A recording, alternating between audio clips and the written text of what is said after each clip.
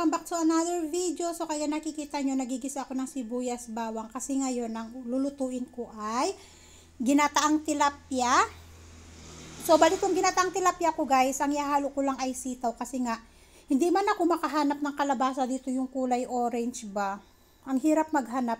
Ang tinda lang nila sa mga vegetable ay yung color green. Kapag niluto hindi siya masarap. So, sitaw lang ang ilalagay ko since nakabili ng tilapia si Asis nung isang araw kasi pumunta siya ng Baratpur. Naghatid siya ng pasahero niya doon. Tapos, ayun, sabi niya kung ano daw ang gusto ko ba na manggagaling nga sa tari. Sabi ko, maghanap ng tilapia. Nakabili siya ng tilapia. Ngayon, yung 3 piraso, yun yung lulutuin ko. Hinati ko siya para medyo madami ba ng konti. Pero kaya nakikita nyo, ayan, nagigisa ako ng sitaw kasi isasabay ko na lahat yan. Meron ako ditong gata na powder, yung galing Pilipinas. So yun yung ilalagay ko. So naglagay na ako ng asin at saka paminta. Tapos maglalagay din tayo ng chicken cubes para medyo malasa-lasa nga din. Yun. So gisa-gisa lang natin dyan. Kasi mas masarap sana kung may kalabasa, no? At saka maglalagay din pala ako ng pechay kasi marami tayong pechay. Kaya araw-arawin natin yung ating pagkain ng pechay. Masarap ang pechay. Ayan, kahit gisa-gisa lang or salad-salad lang. So, ayun. So, after kong igisa, ilalagay ko na yung ating tilapia. Ayan na. Kung nakita nyo guys, hinati ko siya sa dalawa para magkasya ba sa ating kaserola. At saka para madami siya ding tignan. So, pinagpatong-patong ko lang na dapat gata sana pero hindi ko nilagay yung gata muna. Isinabay ko na lutuin ba para minsanan na lang ba. Para hindi na masyadong matagal na lutuan. O, diba? Lutong tamad. At ito yung ating gata. Ayan, tinunaw ko muna sa ating tubig. Madali lang naman siya matunaw kahit na hindi maligam-gam yung ginamit ko. Bali, tap water yan. Natunaw naman siya, hindi naman siya nagbuo-buo. So, ganyan lang. Tapos, pakukuluan lang natin. Eksakto mamaya. Pag kulo-kulo, medyo mababawasan na yan. Saka na lang natin ilalagay yung ating pechay, pinakadahon niya. So, yan yung magiging ulam natin ngayong gabi. Ayan. So, isda naman tayo ngayon kasi natapos na tayo sa mga karne-karne natin nung nakaraan. Alam nyo yon. So, isda naman. At saka matagal na rin kami hindi nakakain ng tilapia guys. Sa totoo lang. Ilang buwan na rin siguro na hindi kami nakakain ng isda. Kaya nakakamiss din na mag-ulam ng isda. So, ayan, pakukuluan lang natin. And, ayun, kumukuha ako dyan ng pantakip ba. Tatakpan natin para maluto yung ating tilapia. Yan. And, yun nga, ito namang kasama ko dito, dumating. At nagpapakain nga ng manok. Ayan. So, eto na. Nilagay ko na yung pechay dyan, guys. Hindi na ako nakapag-video. Nilagay ko na yung pechay. Bali, pinaibabaw ko lang siya. Tapos, syempre, yung ating pechay ay half cook lang kasi mas masarap kapag crunchy. Hi guys, good morning and welcome back to our YouTube channel. Bali, 6:45 dito. At nandito ako sa may kusina. Ako ay nagluluto. Nagpreprito ako ng sausage. Nagpapakulo ako ng milk.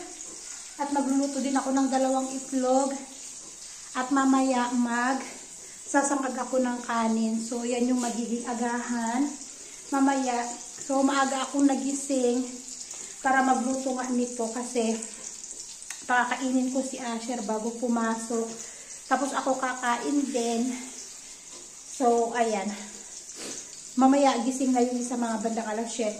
Gising na yung isa. Kaya, wala kasi kaming tinapay. Nagpapabili kasi ako ng tinapay kagabi. Hindi sila nakabili ng tinapay. So, sabi ko, sige, since marami naman kaming sirang kanin kagabi.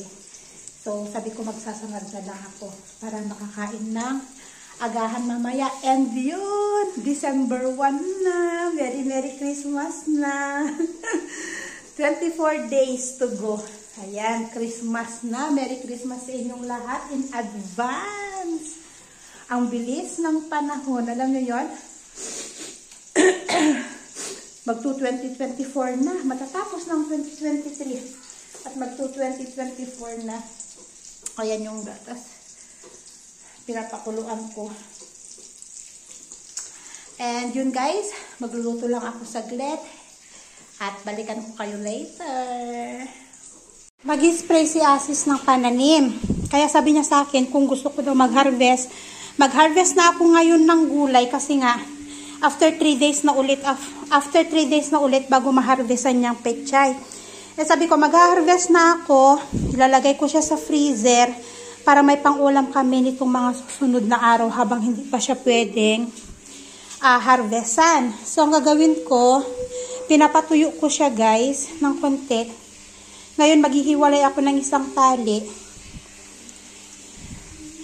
Kasi pag napadpad si Asis dyan sa Chinpur, maipadala ko kay Rose. Kung nandyan si Rose sa kanila. Kasi si Rose ay nag-aaral ng barista doon sa asawa ni Aneza. Araw-araw yata siya pumupunta ng Bharatpur sa Kathmandu Bakery. Para mag-aral pagka-barista kasi nagbibigay sila ng training. So kung hindi man maibigay at kung wala man si Rose yan sa kanila, di sa susunod na lang ba? Kapag okay na ulit harvestan, saka na lang ulit. May mga ilalagay ko siya sa ziplock yung mga iba. Yan yung gagawin ko ngayon habang naliligo si Asher. Hi guys, kadarating lang namin ni Asis. Sinundo namin itong in-order ko online. Kasi umorder ako ng Christmas tree. Ito yung magiging Christmas tree namin dito sa bahay guys. And ito rin yung first Christmas namin na magkakabit ako ng Christmas tree since dumating ako dito sa Nepal. And may free siya na decoration. Naku, matutuwa lalo si Asher nito. Kaya lang wala kaming star. Bibili pa kami ng isa. Lalo yun, may candy cane. May small gift. May nakagay Merry Christmas. May tambol. At saka meron siya nito. Anong tawag dito? Ayan. So, aantayin ko. Ito yung Christmas tree, guys. Bali, lang siya. 3 feet.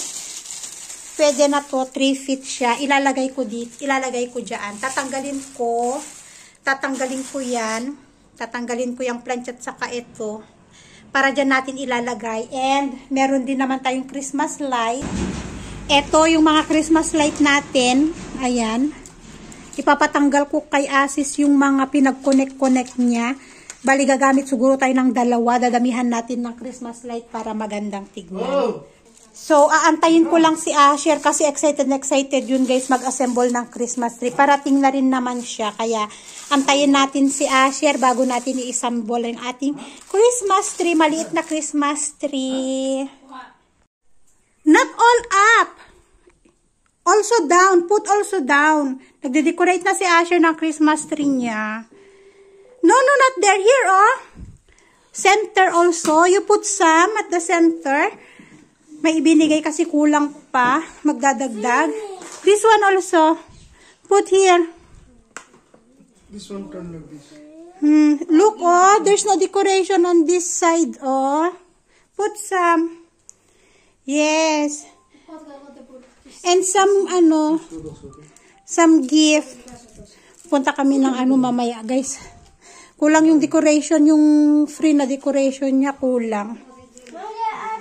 Pero grabe excited pagkakita niya.